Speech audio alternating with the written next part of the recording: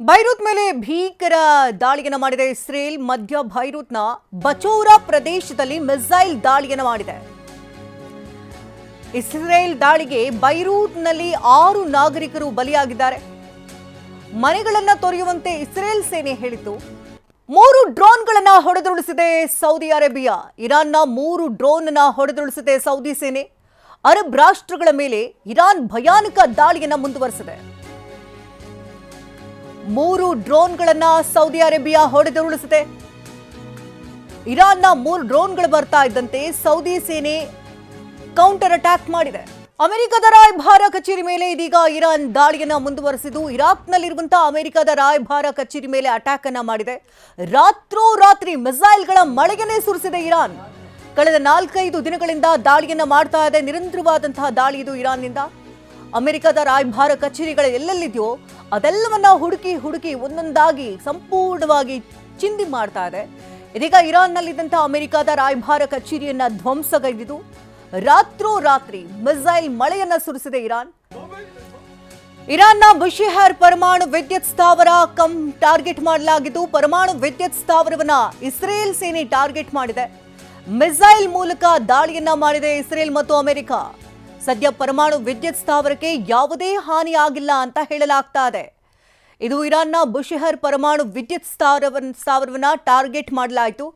ಆದರೆ ಕೊಂಚದರಲ್ಲೇ ಮಿಸ್ ಆಗಿದೆ. ಪರಮಾಣು ವಿದ್ಯುತ್ ಸ್ಥಾವರವನ್ನ ಇಸ್ರೇಲ್ ಸೇನೆ ಟಾರ್ಗೆಟ್ ಅನ್ನ ಮಾಡಿದೆ. ಮಿಸೈಲ್ ಮೂಲಕವಾಗಿ ದಾಳಿ ಮಾಡೋದಕ್ಕೆ ಯತ್ನವನ್ನ ನಡೆಸಿದೆ ಇಸ್ರೇಲ್ ಹಾಗೂ ಅಮೆರಿಕ.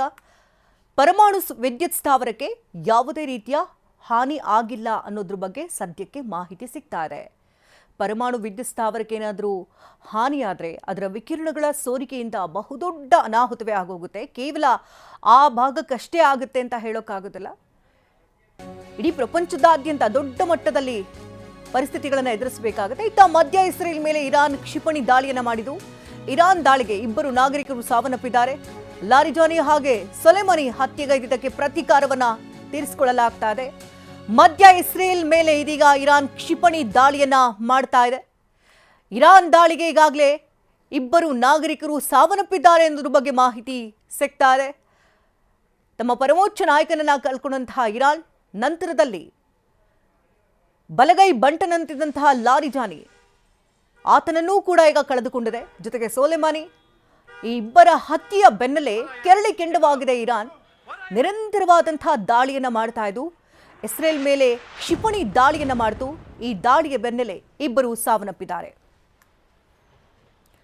ಈ ಬಗ್ಗೆ ಇನ್ನಷ್ಟು ಡೀಟೇಲ್ಸ್ ಅನ್ನ ಪಡ್ಕೋಣ. ನೇರ ಸಂಪರ್ಕದಲ್ಲಿ ಹರೀಶ್ ಇದ್ದಾರೆ. ಹರೀಶ್, ಈಗಾಗಲೇ ತಮ್ಮ ಬಲಗೈ ಬಂಟನಂತಿದ್ದಂತಹ ನಾಯಕನನ್ನ ಕೂಡ ಕಳ್ಕೊಂಡಿದೆ ಇರಾನ್.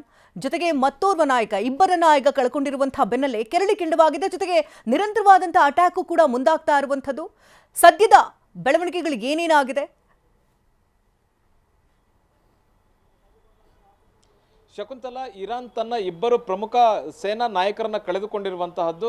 ಮಿಲಿಟರಿಯ ಸರ್ವೋಚ್ಚ ನಾಯಕನಾದಂಥ ಲಾರಿಜಾನಿಯನ್ನು ಇರಾನ್ ಈಗ ಕಳೆದುಕೊಂಡಿದೆ. ಇಸ್ರೇಲ್ ನಡೆಸಿದಂತಹ ಒಂದು ಟಾರ್ಗೆಟ್ನಲ್ಲಿ ಕ್ಷಿಪಣಿ ದಾಳಿಯಲ್ಲಿ ಲಾರಿಜಾನಿಯನ್ನು ಹತ್ಯೆ ಮಾಡಿದ್ದಾರೆ, ಕುಟುಂಬ ಸಮೇತ ಅನ್ನುವಂತಹದ್ದು ಗೊತ್ತಾಗ್ತಾ ಇರುವಂತಹದ್ದು. ಅದರಲ್ಲೂ ಪ್ರಮುಖವಾಗಿ ಬಸಿತ್ನ ಒಂದು ಇರಾನ್ ಸೇನೆಯ ಒಂದು ಸ್ವಯಂ ಸೇವಕ ಸಂಘ ಏನಿದೆ ಬಸಿತ್, ಇದರ ಮೇಲೂ ಕೂಡ ದಾಳಿ ನಡೆದಿತ್ತು. ಈ ದಾಳಿಯಲ್ಲಿ ಸುಲೈಮಾನಿ, ಇದರ ನಾಯಕ ಸುಲೈಮಾನಿಯನ್ನು ಕೂಡ ಹತ್ಯೆ ಮಾಡಲಾಗಿದೆ. ಈ 2 ನಾಯಕರ ಹತ್ಯೆಗೆ ಈಗ ಇರಾನ್ ಪ್ರತೀಕಾರ ತೀರಿಸಿಕೊಳ್ಳಲಿಕ್ಕೆ ನಿರಂತರ ದಾಳಿಯನ್ನ ಇಸ್ರೇಲ್ ಮೇಲೆ ಮಾಡ್ತಾ ಇರುವಂತಹದ್ದು. ಇಸ್ರೇಲ್ನ ರಾಜಧಾನಿ ಆಗಿರ್ತಕ್ಕಂಥ ಟೆಲ್ ಅವೀವ್ ಮೇಲೆ ಮಹಡಿ ಕಟ್ಟಡ ಆಗಿರ್ಬೋದು, ನಾಗರಿಕರು ವಸತಿ ಇರ್ತಕ್ಕಂಥ ಕಟ್ಟಡಗಳಾಗಿರ್ಬೋದು, ಎಲ್ಲವನ್ನು ಕೂಡ ಈಗ ಇರಾನ್ ಟಾರ್ಗೆಟ್ ಮಾಡ್ತಾ ಇರುವಂತಹದ್ದು. ಇಸ್ರೇಲ್ ಮೇಲೆ ಕ್ಷಿಪಣಿಗಳ ಮಳೆಯನ್ನ ಈಗ ಇರಾನ್ ಸುರಿಸ್ತಾ ಇದೆ. ಮತ್ತೆ ಎಲ್ಲಿ ಒಂದು ದೊಡ್ಡ ರೈಲ್ವೆ ಸ್ಟೇಷನ್ ಮೇಲೂ ಕೂಡ ಇರಾನ್ ದಾಳಿ ಮಾಡಿರುವಂತಹದ್ದು. ಇರಾನ್ ಒಂದು ನಿರ್ದಿಷ್ಟ ದಾಳಿಯನ್ನ ಮಾಡುವ ಮೂಲಕ ರೈಲ್ವೆ ಸ್ಟೇಷನ್ನ ಇಡೀ ಸಂಪೂರ್ಣ ರೈಲ್ವೆ ಸ್ಟೇಷನ್ನೇ ಧ್ವಂಸಗೊಳಿಸಿದೆ.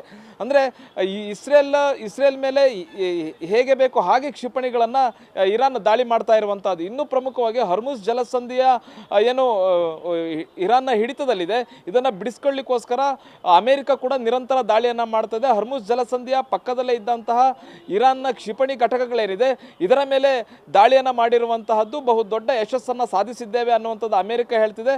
ಅದು ಕೂಡ ಒಂದು ಕ್ಷಿಪಣಿಗಳು 2200 kg ತೂಗುವಂಥ ಇರುವಂತಹ ಒಂದೊಂದು ಕ್ಷಿಪಣಿಗಳನ್ನು, 10 ಕ್ಷಿಪಣಿಗಳನ್ನು ಇರಾನ್ ಕ್ಷಿಪಣಿ ಘಟಕಗಳ ಮೇಲೆ ಹಾರಿಬಿಟ್ಟಿರುವಂತಹದ್ದು, ಬಂಕರ್ ಬ್ಲಸ್ಟರ್ಗಳ ಮೂಲಕ ಅವೆಲ್ಲವನ್ನು ಕೂಡ ಬ್ಲಾಸ್ಟ್ ಮಾಡಲಾಗಿದೆ ಅನ್ನುವಂತಹ ವಿಚಾರವನ್ನು US ಮಿಲಿಟರಿ ಹೇಳ್ಕೊಂಡಿರುವಂತಹದ್ದು.